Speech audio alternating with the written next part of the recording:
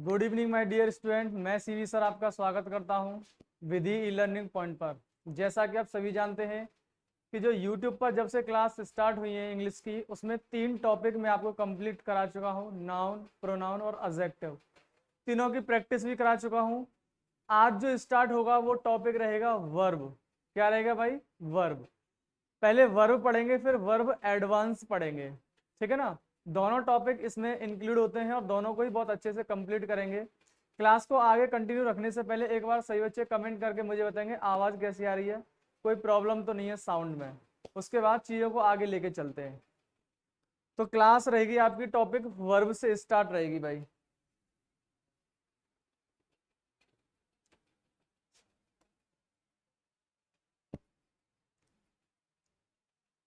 सही बच्चे जुड़ेंगे, लाइव आएंगे सही बच्चे, और सही बच्चे एक बार सेशन को शेयर कर दें। ये नया टॉपिक है और इंटरेस्टिंग टॉपिक है, और ये इसमें बहुत सारे क्वेश्चन एडवांस लेवल के भी बनते हैं, ठीक है। तो हम स्टार्ट करेंगे आज का टॉपिक। एक पॉइंट डालेंगे वर्ब। कौन सा टॉपिक होगा भाई?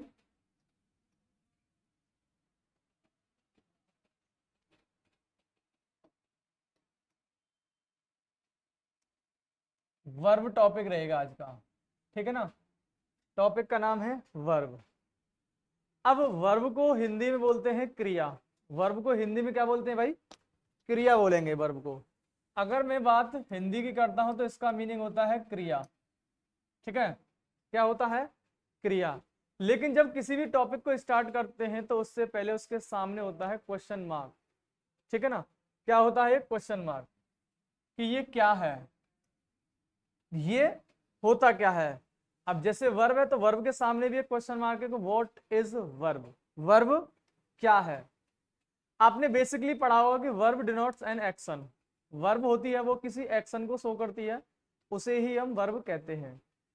ये बहुत सारी बुक्स में लिखा होता है कि वर्ब एक एक्शन को शो करती है।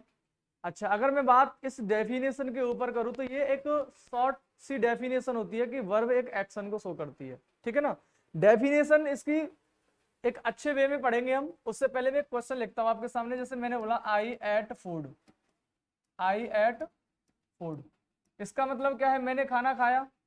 तो अब इसमें जो एट है ये अपने आप में क्या है भाई? जो एट है ये अपने आप में वर्ब है। एट अपने आप में क्या है भाई? वर्ब है, ठीक है ना। आई एट फूड। अब ये जो वर्ब है एट, अब ये एक्शन को शो करेगी, आई एट फूड। और इसने एक्शन किया होगा भाई, मैंने खाना खाया, तो खाना खाते समय मैंने कोई ना कोई एक्शन किया होगा, ठीक है ना। तो अब ये जो एट है इस वर्ब को क्या नाम दोगे? Action verb. क्या नाम दोगे? एक्शन वर्ब, ठीक है ना। अभी मैं इसको डेरिवेशन समझाऊंगा कि एक्चुअल में वर्ब क्या होती है। आपको तरीके से समझाने की कोशिश करूंगा व्हाट इज वर्ब। पहले मैं कुछ क्वेश्चन लिखूंगा, उसको थोड़ा सा समझने की कोशिश करें। आई एट फूड, तो इसमें एक्शन बताया है, क्योंकि वर्ब का मतलब होता है क्रिया, और मैंने अभी आपको बताया था कि वर्ब एक्शन को शो करती है, बिल्कुल राइट है। अच्छा, दूसरा सेंटेंस मैंने बोला जैसे I ran along the road, along the road, भाई मैं सड़क के किनारे किनारे दौड़ा। I ran along the road, तो जब मैंने दौड़ने का काम किया होगा तो सिंपल सी बात है, इसमें भी मैंने कोई ना कोई एक्शन शो किया होगा। भाई मैं सड़क के किनारे दौड़ा तो मैंने दौड़ने का काम किया होगा, तो एक्शन किया होगा। तो सिंपल सी बात है, मैंने खाने का काम किया तब भी एक्शन किया, मैंने दौड़ने का काम किया तब भी एक्शन किया। तो यहाँ जो रैन है ये भी एक्शन वर्ब है भाई। ये क्या कर रही है भाई? एक्शन शो कर रही है, ठीक है ना। इसका मतलब ये किसी रेन और एट, ये दो वर्ब में किसी एक्शन को शो कर रही है, बिल्कुल सही बात है।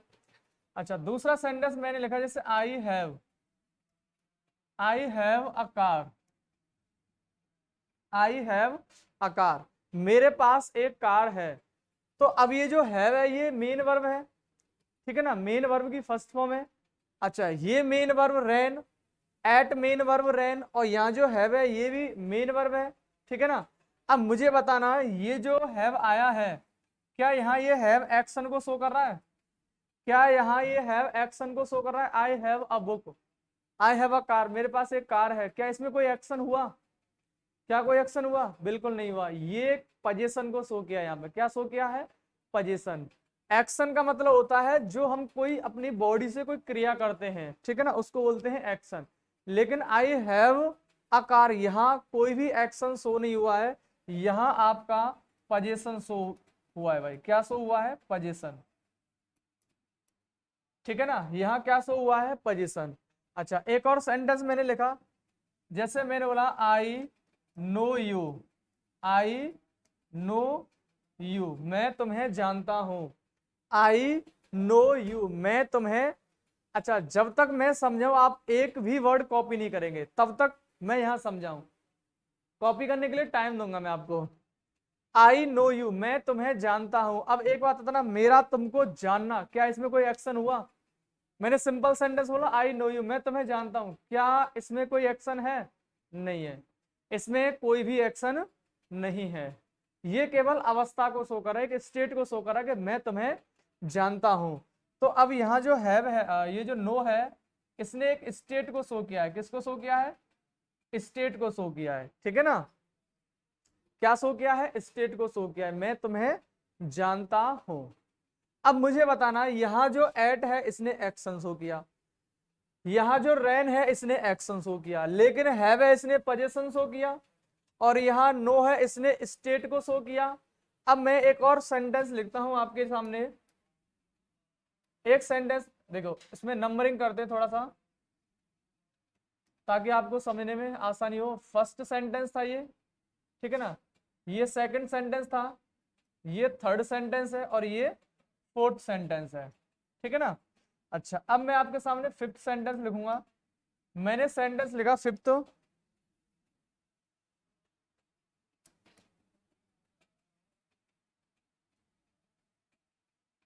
फिफ्थ सेंटेंस में मैंने लिखा जैसे इट रेन्स। क्या लिखा मैंने? It rains. इसका मतलब क्या होता है? बारिश होती है, बारिश होती है। अब मुझे बताना, ये जो बारिश का होना है, ये कोई एक्शन हुआ है? क्या ये बारिश होती है, क्या एक्शन शो किया है? भाई एक्शन शो करने के लिए उसका सब्जेक्ट होना चाहिए। इसमें सब्जेक्ट क्या? Dummy subject. भाई इट है, ये केवल डमी सब्जेक्ट है। बारिश होती है, क्या बारिश को कोई करता है? भाई एक्शन तो होता है जिसके ऊपर कोई होल्डर होता है, काम करने वाला होता है। बारिश तो ऑटोमेटिक होती है, अपने आप होती है। तो इसका मतलब ये ना तो ये एक्शन शो करेगी, ना ये पोजीशन शो करेगी, और ना ये स्टेट शो करेगी। भाई ये शो करेगी आपका क्या? हैपनिंग। क्या शो करेगी भाई? ये हैपनिंग शो करेगी, ठीक है ना। क्या शो करेगी? ये हैपनिंग शो करेगी। तो ये हैपनिंग वर्ब हुई, ठीक है ना। इसको एज इट इज कॉपी करेंगे, फिर डिस्कशन को आगे लेके चलते हैं।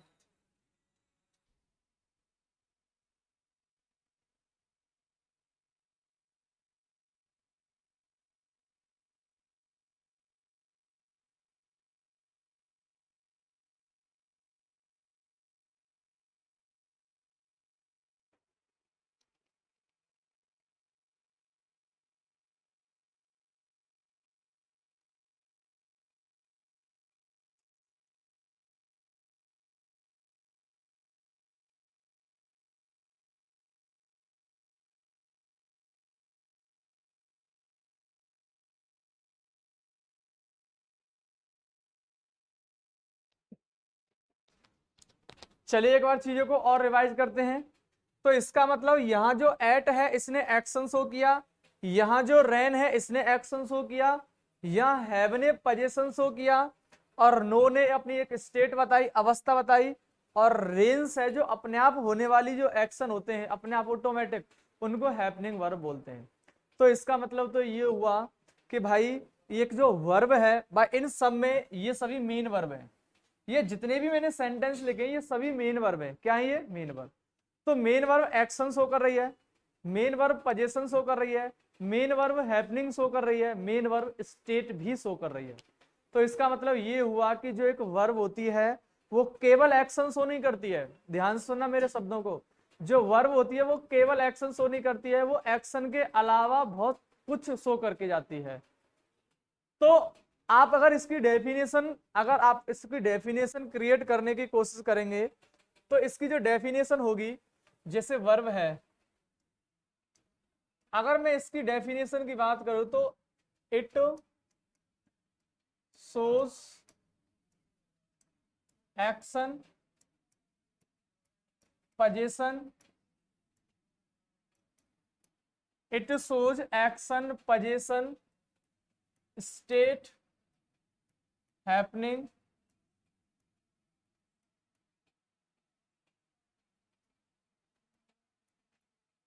और भी ये बहुत कुछ शो करेगी भाई, ठीक है ना।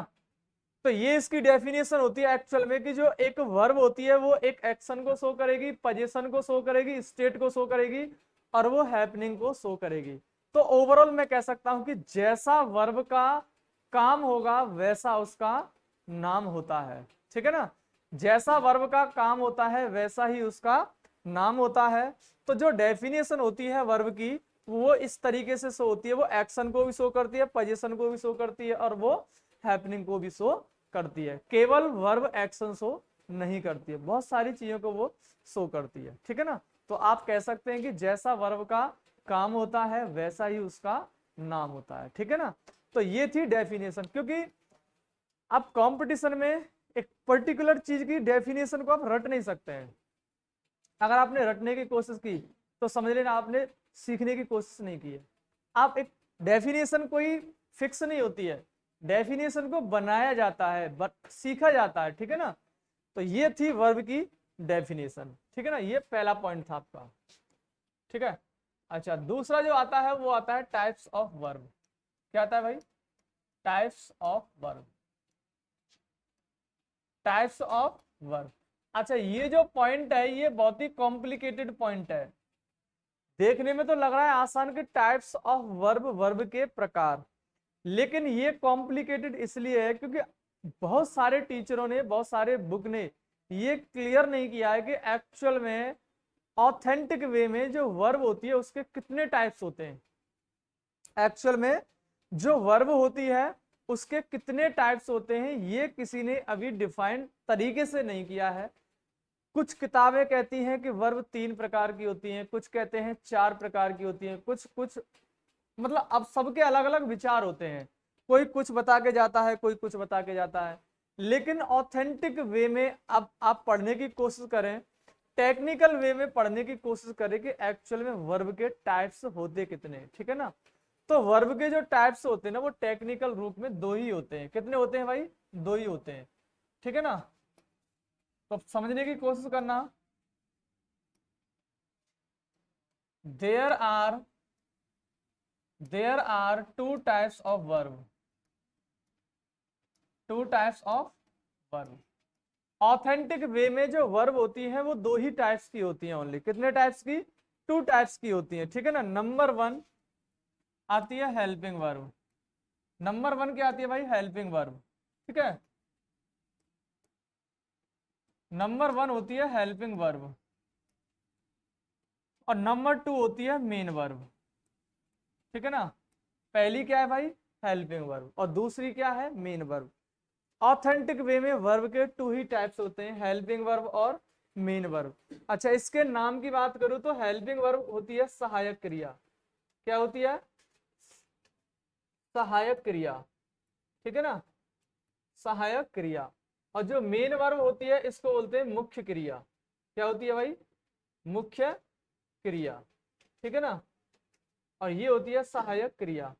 अच्छा, हेल्पिंग का मतलब क्या होता है? हेल्प करना। भाई हेल्पिंग का मतलब क्या होता है? हेल्प करना। जो किसी वर्ब की हेल्प करती है उसको सहायक क्रिया बोलेंगे। और मेन वर्ब होती है मुख्य क्रिया। अच्छा, एक सेकंड, आप चीजों को समझने की कोशिश करना। मुख्य का मतलब होता है main.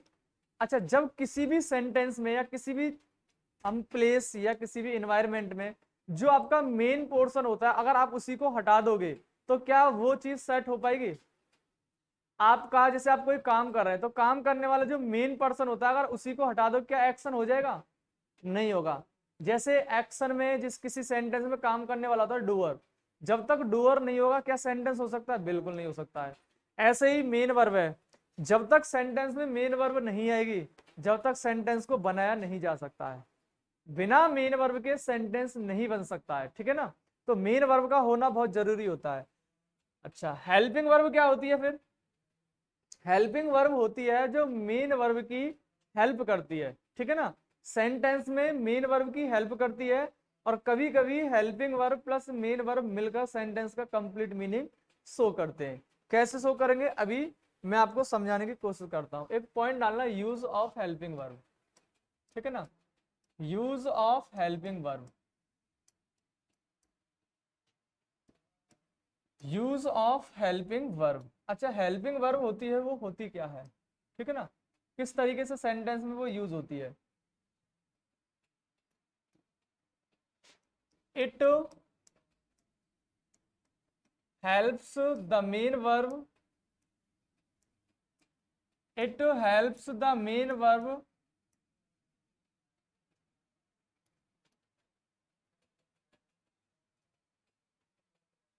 To complete the sentence. जो हेल्पिंग वर्ब होती है ना, वो मेन वर्ब की हेल्प करती है सेंटेंस को कंप्लीट बनाने के लिए। क्या बनाने के लिए, कंप्लीट करने के लिए, सेंटेंस को कंप्लीट करने के लिए हेल्पिंग वर्ब होती है, वो मेन वर्ब की हेल्प करती है। हेल्पिंग वर्ब मेन वर्ब के साथ आकर उसका कंप्लीट मीनिंग प्रोवाइड करती है, ठीक है। कैसे प्रोवाइड करेगी, मैंने एक सेंटेंस बोला जैसे he running, he running along the road, he running along the road। अब मैंने आपके सामने एक सेंटेंस लगा, ही रनिंग along the road। अब मुझे एक बात बताना, क्या इस सेंटेंस का कोई मीनिंग कंप्लीट है, मुझे फटाक से बताएं।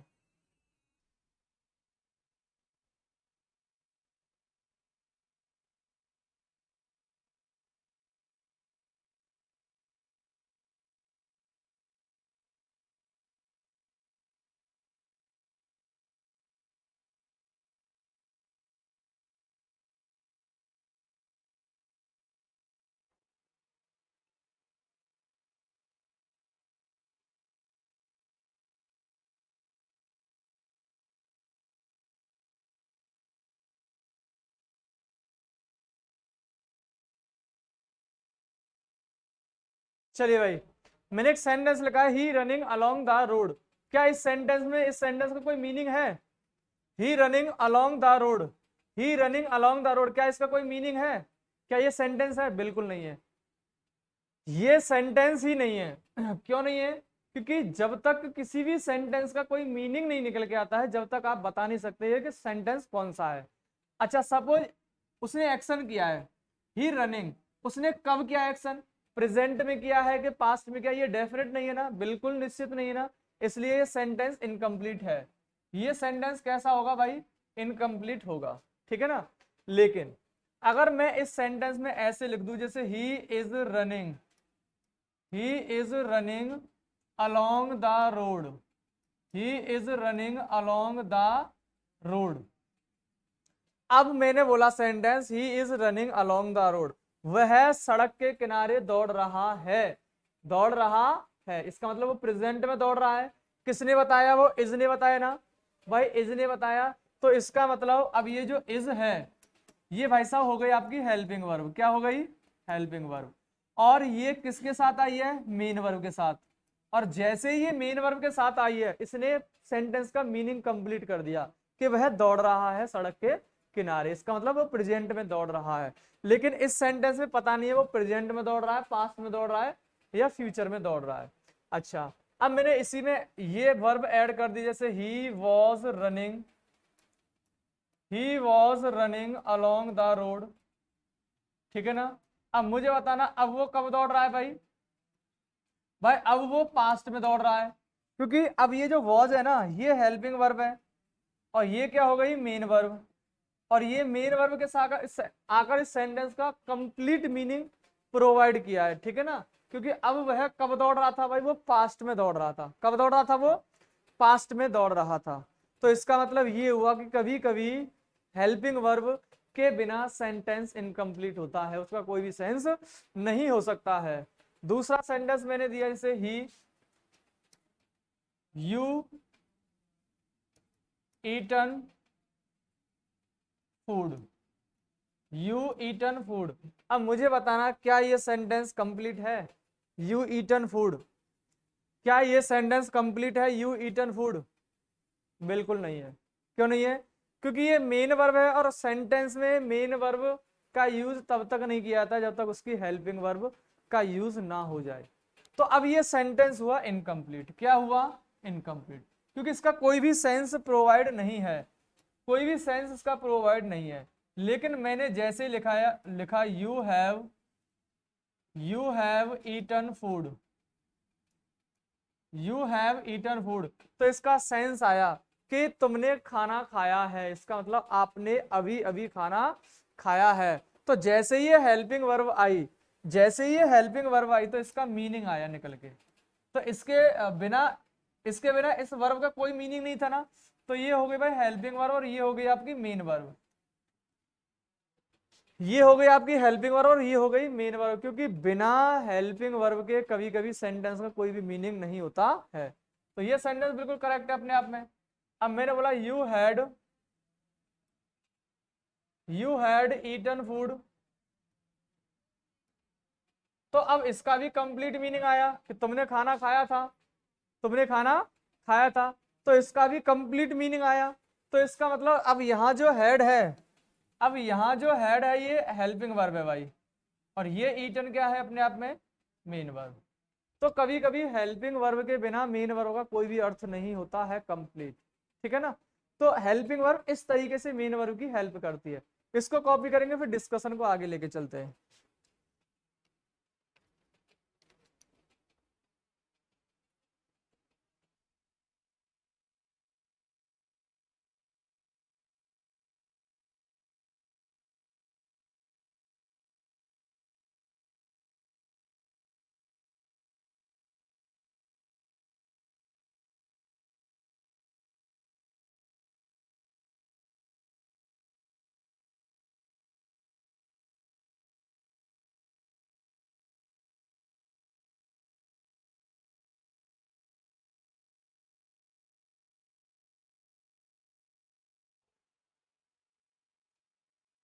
चलिए भाई, तो मैंने आपको बताया था कि कभी कभी हेल्पिंग वर्ब का होना बहुत जरूरी होता है, लेकिन समटाइम्स बिना हेल्पिंग वर्ब के भी सेंटेंस का कंप्लीट मीनिंग हो सकता है।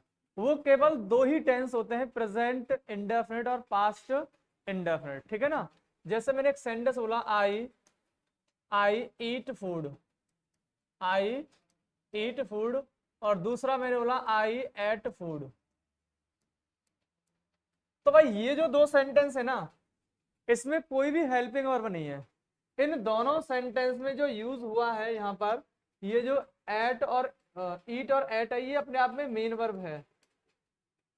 अब इसके लिए मैंने कोई भी हेल्पिंग वर्ब नहीं लिखी, लेकिन इन दोनों का मीनिंग सेम है।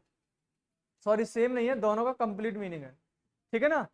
तो ये दोनों का जो मीनिंग है ना, कंप्लीट मीनिंग है, दोनों का कंप्लीट मीनिंग है। तो आप अपने माइंड में एक बात लॉक कर सकते हैं कि पास्ट इंडेफिनिट में और प्रेजेंट इंडेफिनिट में ये जरूरी नहीं होता है कि हेल्पिंग वर्ब का यूज हो। तो बिना हेल्पिंग वर्ब के भी यहाँ सेंटेंस कंप्लीट मीनिंग प्रोवाइड करा सकता है, ठीक है ना। तो ये पॉइंट था आपका, जब बिना हेल्पिंग वर्ब के हम सेंटेंस को कंप्लीट कर सकते हैं प्रेजेंट इंडेफिनिट और पास्ट इंडेफिनिट में, ठीक है ना। अच्छा, अब आता है आपका टाइप्स। ये इधर से थोड़ा सा ऊपर करता हूं मैं इसको। अब एक पॉइंट डालना, टाइप्स ऑफ, पहला पॉइंट डालना यूज ऑफ हेल्पिंग वर्ब। मैं आपको यूज ऑफ हेल्पिंग वर्ब के बारे में सिखाता हूं। यूज ऑफ हेल्पिंग वर्ब, ठीक है ना, यूज ऑफ हेल्पिंग वर्ब। अच्छा, हेल्पिंग वर्ब क्या होती है एक्चुअल में? डेफिनेशन तो आपको समझा दिया मैंने कि जो हेल्पिंग वर्ब है वो मेन वर्ब की हेल्प करेगी, ठीक है ना। अब इसमें आता है आपका types of helping verb.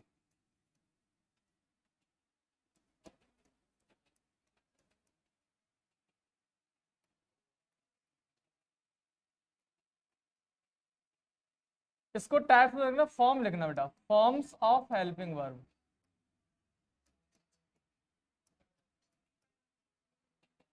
Forms of helping verb, जो आपकी हेल्पिंग वर्ब है ना उसके फॉर्म होते हैं, ठीक है ना। वो कितने होते हैं, चीजों को समझने की कोशिश करना।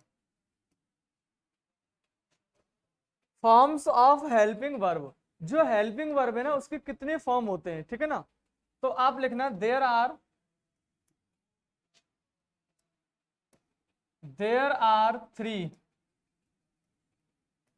Three forms of helping verb. Helping verb यानी कि जो हेल्पिंग वर्ब होती है ना उसके थ्री फॉर्म होते हैं। कितने फॉर्म होते हैं? थ्री फॉर्म्स होते हैं। There are three forms of helping verb. जो सहायक क्रिया होती है ना उसके थ्री फॉर्म्स होते हैं, ठीक है। अच्छा, नंबर वन होता है आपका बी फॉर्म, नंबर टू होता है आपका डू फॉर्म, थर्ड पे आता है आपका हैव फॉर्म। क्या आता है भाई? Have form. अच्छा, अब जो बी से बनने वाली हैं वो होती हैं आपकी is, are, am, was, were, been, ठीक है ना। अच्छा, बीइंग भी आ सकती है, हम बीन का यूज करेंगे तो हम बीइंग का भी यूज कर सकते हैं, ठीक है ना। तो बी फॉर्म होती है is, are, am, was, were, been और बीइंग। बीइंग का भी यूज कर सकते हैं, कुछ टीचर कहते हैं कि बीइंग का यूज होता नहीं है, कि हो सकता है, नो प्रॉब्लम। अच्छा, जो डू फॉर्म की होती हैं वो होती हैं आपकी डू, डज, डिड, ठीक है ना। Do, does, did. और जो हैव फॉर्म की होती है वो होती है आपकी हैज, हैव और हैड, ठीक है। ये होती है आपकी।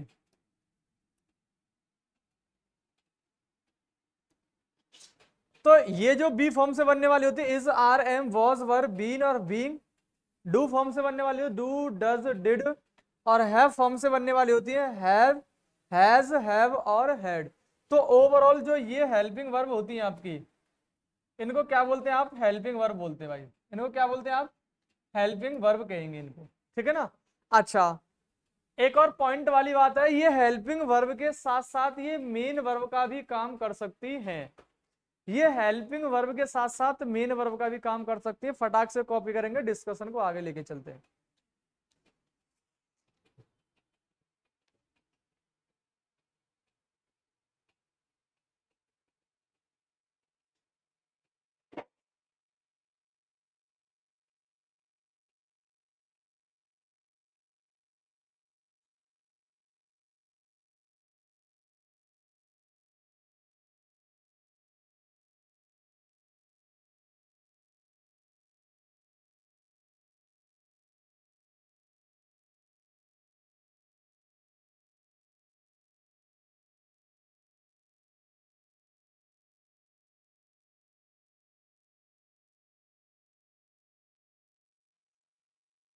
चलिए भाई, ये कॉपी हुआ आपका।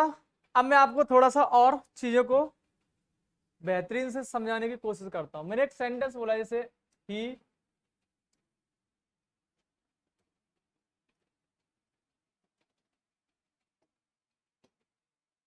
पहला सेंटेंस है जैसे he is doing this work, he is doing this work.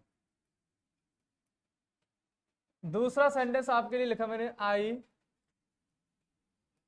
Have played football, I have played football, ठीक है ना। तीसरा सेंटेंस मैंने आपके लिए लिखा, you had, you had made 5 tables. ये तीन सेंटेंस है आपके लिए, ठीक है ना। अब तीनों में आप फाइंड आउट करके दिखाना हेल्पिंग वर्ब। क्या दिखाना? हेल्पिंग वर्ब फाइंड आउट करके दिखाना। देखो, अब ये जो डूइंग है ना, ये आपकी मेन वर्ब है। ये आपकी क्या है? Main verb. तो मेन वर्ब से पहले जो इज आया है, ये अब आपका क्या काम करेगा भाई? हेल्पिंग वर्ब का काम करेगा, ठीक है ना। क्या काम करेगा? ये हेल्पिंग वर्ब का काम करेगा। अब दूसरा सेंटेंस है, ये प्लेड अपने आप में मेन वर्ब है। अगर प्लेड मेन वर्ब है तो ये हैव क्या होगा भाई? अब ये हेल्पिंग वर्ब होगा। क्या होगा? Helping verb. अब ऐसे ये मेड अपने आप में क्या है भाई? Main verb. तो अब ये हेड क्या हो जाएगा आपका? Helping verb. क्या हो जाएगा, हेल्पिंग वर्ब। तो ओवरऑल बात यह है कि जो मेन वर्ब होती है ना, मेन वर्ब से पहले हमेशा हेल्पिंग वर्ब आती है, और हेल्पिंग वर्ब अगर सेंटेंस में वो हेल्पिंग वर्ब का काम करेगी तो उससे पहले कोई ना कोई मेन वर्ब 101% होती है, ठीक है ना। बिना मेन वर्ब के अगर हेल्पिंग वर्ब का यूज हुआ तो वहां वो हेल्पिंग वर्ब नहीं मेन वर्ब का काम करेगी, ठीक है ना। तो अब ये आपके समझ में आ गई ये हेल्पिंग वर्ब कौन कौन सी है और मेन वर्ब कौन कौन सी है। अब एक नोट डाल के लिखना,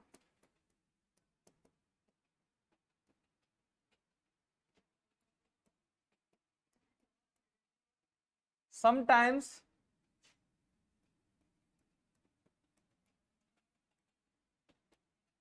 helping verbs can be used like main verb, यानी कि कभी कभी जो हेल्पिंग वर्ब है ना वो मेन वर्ब का काम करती है। अच्छा कब करती है, in the absence of main verb.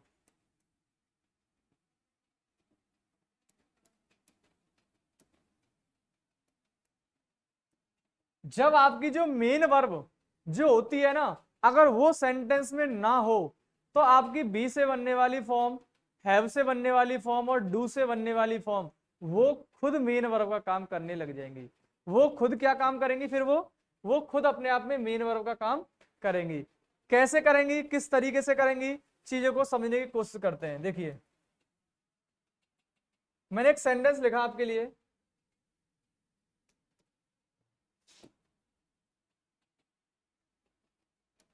He is a good doctor, he is a good doctor.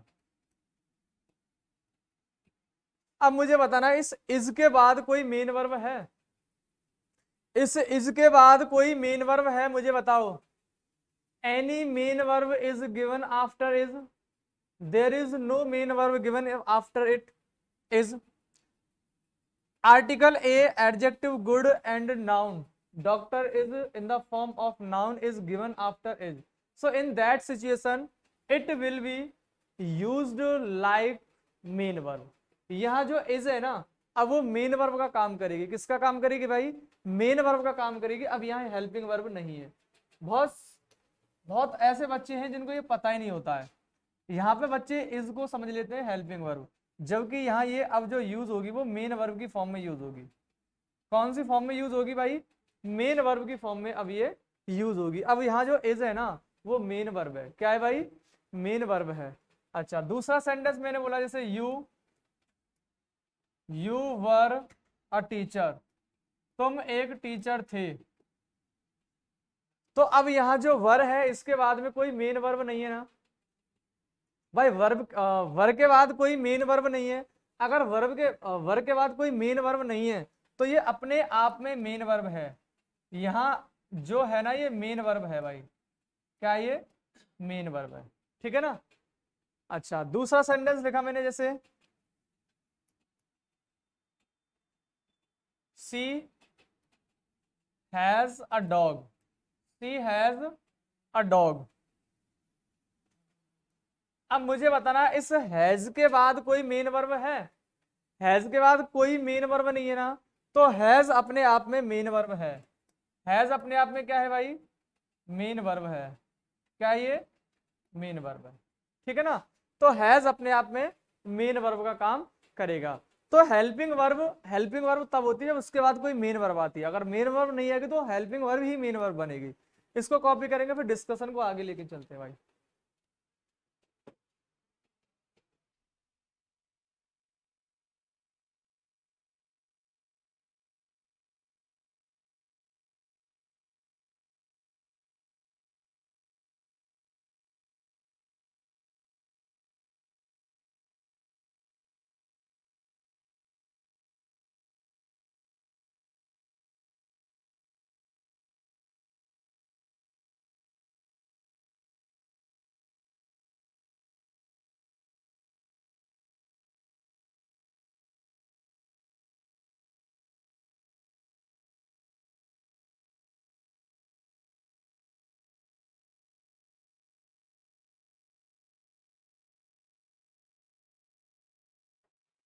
चलिए भाई आगे चीजों को समझने की कोशिश करते हैं।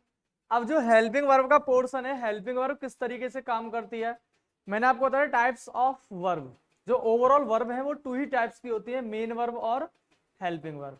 हेल्पिंग वर्ब कब हेल्पिंग वर्ब होती है, कब मेन वर्ब होती है, किस किस डायरेक्शन में इसका यूज होता है, वो सारी चीजें मैं आपको बता चुका हूं। अब एक पॉइंट डालना, यूज ऑफ मेन वर्ब, ठीक है ना। क्या डालना भाई, use of main verb, use of main verb, use of main verb, use of main verb. अब मेन वर्ब के टाइप्स होते हैं, वो क्या होते हैं, किस तरीके से होंगे, किस सेंस में होंगे, किस डायरेक्शन में होंगे, सारी चीजों को समझने की कोशिश करते हैं। यूज ऑफ मेन वर्ब, ठीक है ना। अच्छा, मेन वर्ब आप जानते हैं मुख्य क्रिया होती है, मुख्य क्रिया के बिना सेंटेंस अधूरा होता है, ठीक है ना। तो यूज ऑफ मेन वर्ब में एक पॉइंट डालना, टाइप्स ऑफ मेन वर्ब। क्या डालेंगे, टाइप्स ऑफ मेन वर्ब। तो टाइप्स ऑफ मेन वर्ब में नंबर वन जो वर्ब आएगी वो आती है एक्शन वर्ब। क्या आएगी भाई, एक्शन वर्ब, ठीक है ना। तो मेन वर्ब के टाइप्स पढ़ेंगे अब हम। हेल्पिंग वर्ब इतना था पोर्शन, वो आपका क्लियर हो गया। अब आप पढ़ेंगे यूज ऑफ मेन वर्ब।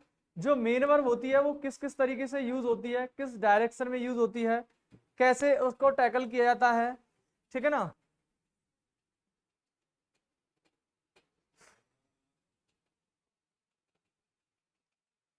अच्छा, मेन वर्ब में सबसे जो पहला आता है ना, वो आता है एक्शन वर्ब। तो अब इसकी जो डेफिनेशन होती है वो क्या होगी, ठीक है ना। तो लिखना बेटा, इट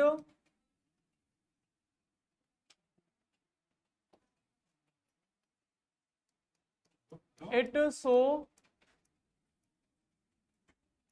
एनी एक्शन। ये जो एक्शन वर्ब होती है ना, किसी भी एक्शन को शो करती है, किसी भी एक्शन को शो करती है, तो उसको बोलते हैं हम एक्शन वर्ब। जिस वर्ब में एक्शन होता है, जैसे वो वर्ब कौन कौन सी हो सकती है आपकी, जैसे ईट, ड्रिंक, प्ले, गो, कम। यानी कि जो वर्ब एक्शन को शो करती हैं, क्या शो करती हैं, जो वर्ब एक्शन को शो करती हैं उन्हें हम क्या कहते हैं, एक्शन वर्ब कहते हैं, ठीक है ना। जैसे मैंने एक सेंटेंस बोला, आई आई ईट फूड, मैं खाना खाता हूं। तो जब मैं खाना खाता हूं तो मैं कोई ना कोई तो एक्शन करूंगा भाई, कोई ना कोई तो एक्शन करता हूं मैं, ठीक है ना। दूसरा लिखा मैंने, जैसे he is drinking, he is drinking water. भाई जब वो पानी पी रहा है तो कोई ना कोई एक्शन करेगा भाई, पानी पीते समय एक्शन करेगा वो, ठीक है ना। तीसरा सेंटेंस मैंने बोला, जैसे you are going there, you are going there, तुम वहां जा रहे हो। तो अब ये जो गो है ये भी एक्शन को शो कर रही है भाई, ये भी एक्शन को शो कर रही है। तो ओवरऑल जो वर्ब एक्शन को शो करती है, जो वर्ब एक्शन को शो करती है उसे हम क्या कहेंगे, एक्शन वर्ब कहेंगे। क्या कहेंगे भाई, उसे हम एक्शन वर्ब कहते हैं। तो ये वर्ब हमेशा एक्शन को शो करेंगे, ठीक है ना। किसको शो करेंगी, एक्शन को। तो ये एक्शन वर्ब की फॉर्म में यूज होते हैं। इसको कॉपी करो, फिर डिस्कशन को आगे लेके चलते हैं।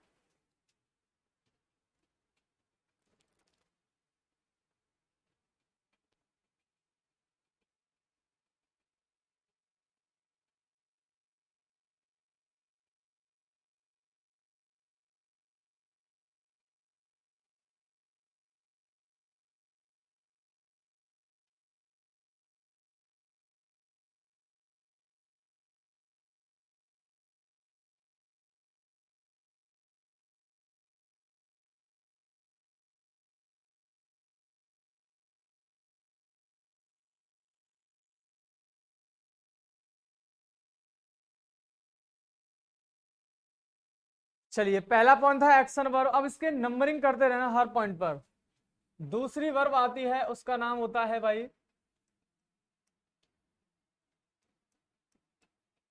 Possessive verb.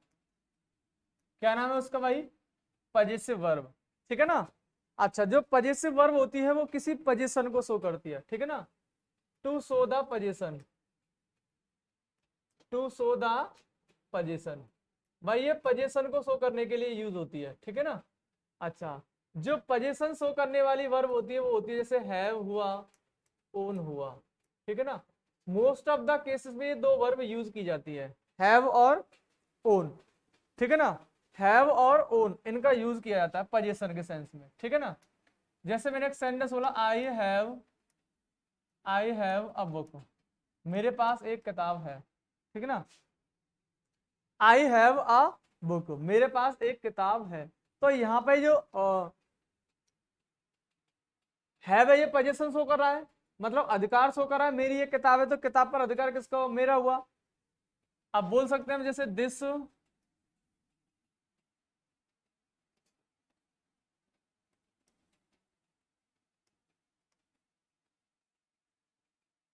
He owns a house. अब टेक्निकल फॉर्म में ये जो सेंटेंस होता है वो करेक्ट होता है।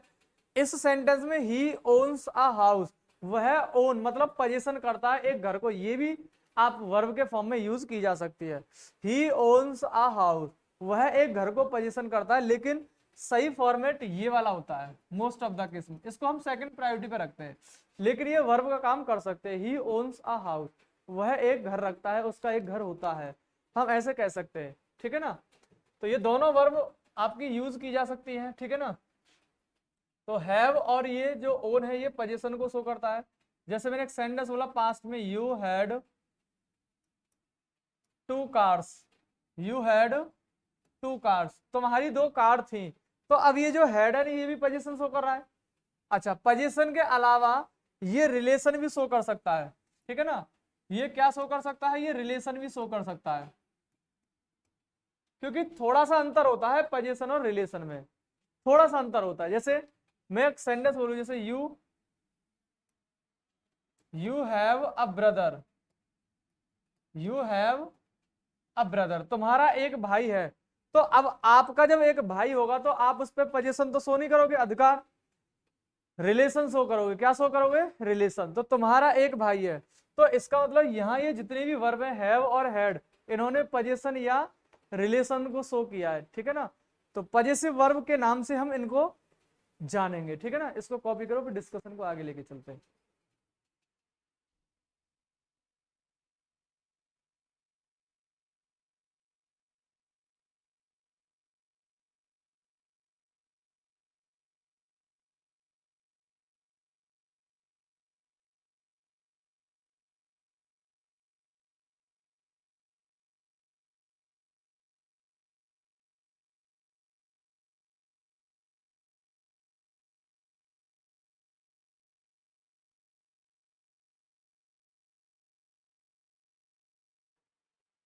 चीजों को आगे लेके चलते, तीसरा पॉइंट जो आता है आपका वो आता है स्टेटिव वर्ब।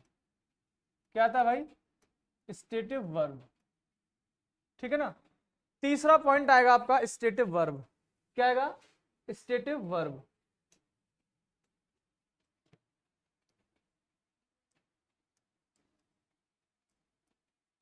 स्टेटिव वर्ब, अच्छा ये क्या शो करता है, इट शो द स्टेट, ये किसी अवस्था को शो करता है भाई। इट शोज द स्टेट, ये किसी अवस्था को शो करेगा, ठीक है ना। अच्छा, जो स्टेटिव वर्ब होती है ना, उनको हम नॉन एक्शन वर्ब के नाम से भी जानते हैं।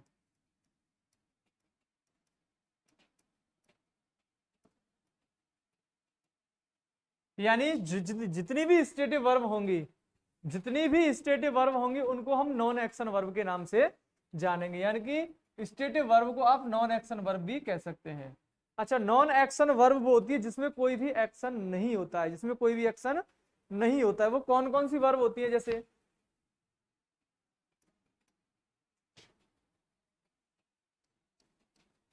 Test, smell, hear, see, know, belong, believe, ये ऐसी वर्ब होती हैं जो किसी स्टेट को शो करती हैं। इनमें कोई भी एक्शन नहीं होता है, इनमें कोई भी एक्शन नहीं होता है, ठीक है ना। जैसे मैंने बोला डिश टेस्टेड स्वीट, यानी कि जो कोई भी डिश है उसका जो टेस्ट होता है वो मीठा होता है, कोई भी डिश होती है उसका टेस्ट मीठा होता है। तो अब किसी भी डिश का टेस्ट का मीठा होना, क्या इसमें कोई एक्शन है? कोई भी एक्शन नहीं है ना।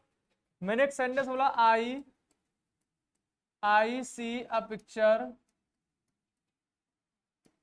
On the table. अब मुझे बताना, मैं टेबल पर एक पिक्चर देखता हूं, पिक्चर का मतलब तस्वीर देखता हूं। तो अब मुझे बताना, क्या जब मैंने आंखों से देखा, क्या उसमें कोई एक्शन किया? नहीं किया ना। आंखों से देखने का कोई भी एक्शन नहीं होता है, वो एक स्टेट होती है। क्या होती है? स्टेट होती है। जैसे मैंने एक सेंटेंस बोला, ही बिलीव्स इन गॉड, वह भगवान पर भरोसा करता है। ही बिलीव्स इन गॉड, अब उसका भगवान पे भरोसा करना क्या कोई एक्शन है? नहीं है ना, एक स्टेट है, एक अवस्था है। तो यहाँ जो टेस्ट है, सी है, बिलीव्स है, ये स्टेटिव वर्ब है, यानी कि नॉन एक्शन वर्ब है। क्या है ये? नॉन एक्शन वर्ब, ठीक है ना। ये कोई भी स्टेट को किसी भी एक्शन को ये शो नहीं करेंगे, ठीक है ना। ये मैं इसमें थोड़ा सा सर्कल करता हूं।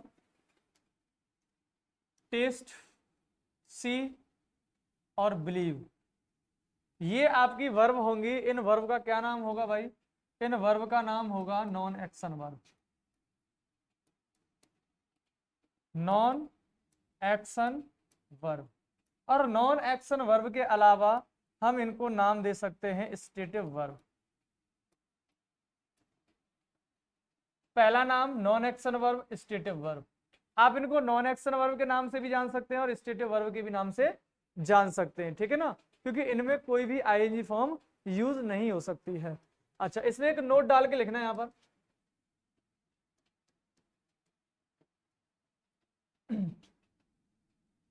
Non action verb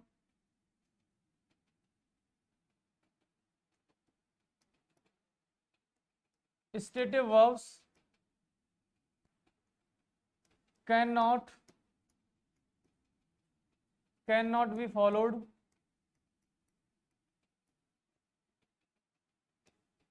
bye ING form. यानी कि जो स्टेटिव वर्ब होती हैं उनमें आईएनजी फॉर्म अप्लाई नहीं की जाती है। जितनी भी आपकी स्टेटिव वर्ब है उनमें आईएनजी फॉर्म को अप्लाई नहीं करेंगे। अगर करने की कोशिश की तो सेंटेंस हो जाता है इनकरेक्ट। इस पॉइंट को आप नोट डाउन करेंगे, उसके बाद चीजों को आगे समझने की कोशिश करना भाई, ठीक है ना। कॉपी कीजिए इसको।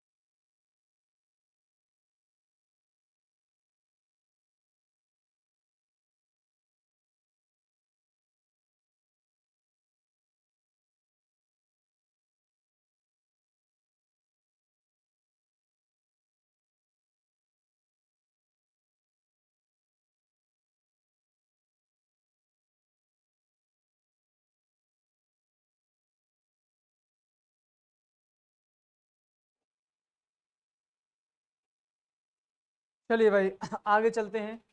अब एक पॉइंट डालना,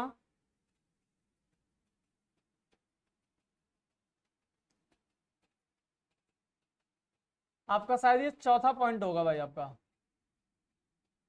रेगुलर वर्ब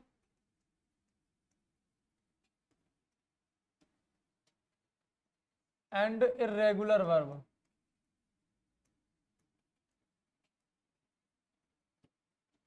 कौन कौन सी वर्ब होती है भाई ये? Regular verb and irregular verb. Regular verb and irregular verb. आपको ऐसा नहीं लग रहा है कि ये दोनों एक दूसरे के एंटोनियम हो? भाई रेगुलर का मतलब होता है नियमित रूप से और इर्रेगुलर का मतलब होता है अनियमित रूप से। तो ये एक दूसरे के एंटो होंगे भाई। क्या होंगे? एक दूसरे के एंटो होंगे। तो अब इसका यूज क्या होता है, ठीक है ना, किस तरीके से यूज होता है ये? पहला पॉइंट आना रेगुलर वर्ब। क्या डालना भाई? Regular verb. अच्छा, रेगुलर वर्ब क्या होती है? रेगुलर वर्ब का यूज कैसे करते हैं, किस सेंस में इस रेगुलर वर्ब का यूज किया जाता है, ठीक है ना? तो इसको पढ़ेंगे, देखो। The first and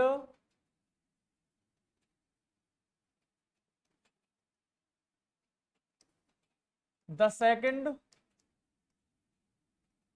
and third form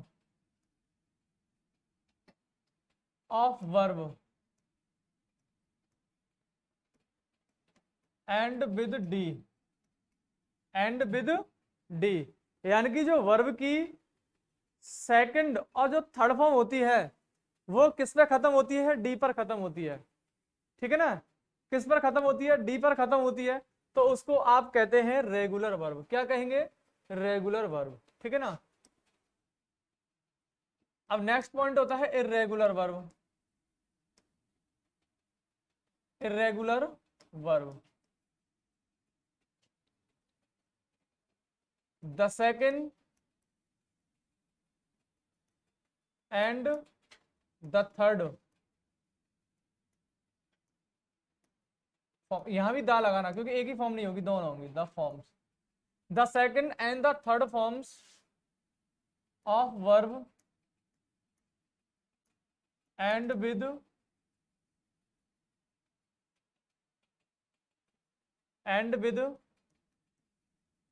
accept D, ठीक है ना? यानी कि जो रेगुलर इर्रेगुलर वर्ब होती है उसकी सेकंड फॉर्म और थर्ड फॉर्म डी को छोड़कर किसी अन्य चीज पर खत्म हो, एंड विद एक्सेप्ट डी, यानी कि डी को छोड़कर वो किसी और चीज पर खत्म होती हैं, ठीक है ना? तो उसको क्या बोलेंगे हम?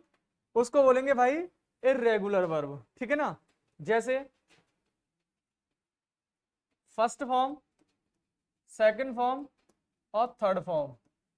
मैंने एक वर्ड लिया जैसे मैच,